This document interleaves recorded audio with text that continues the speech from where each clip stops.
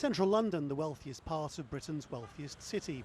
By rights, you'd think the local church would be full of rich people, yet the tins of soup and beans tell their own story. They feed 150 here through their weekly food bank, have their own debt relief service, and are in the process of launching a credit union. So it's no surprise the minister is a friend of the Archbishop of Canterbury. He told us he and Justin Welby have spent much of the financial downturn discussing the need for church-run financial solutions based on the needs of the poor. As we work with those families and those individuals, you think, well, actually, the logical extension of this is we need to offer them some banking which is ethical banking and puts resources back into a community instead of sucking resources out of that community. We don't want to make any fat cats fatter or richer. As well as helping tackle food poverty and debt crises, the church now runs schools and sporting facilities. It's not an attempt to convert people, it's just that they think they're good at it, it matters to them, and somebody has to get stuck in.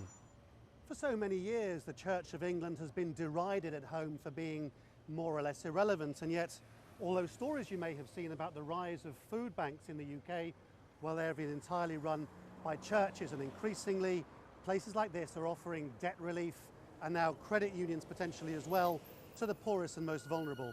Certainly the view from the church would be that they're providing solutions where politicians are unable to. How's your granddaughter, Joyce? Doing well. The philosophical idea of the caring church taking on capitalism in its nakedest form, the payday loans industry, has been so compelling as to capture Britain's imagination.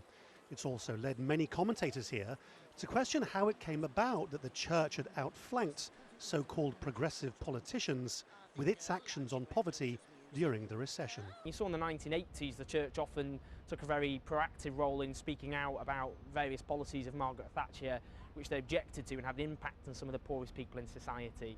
And you can see them taking up that role again at the moment, because for many people there is a lack of a vocal, coherent opposition.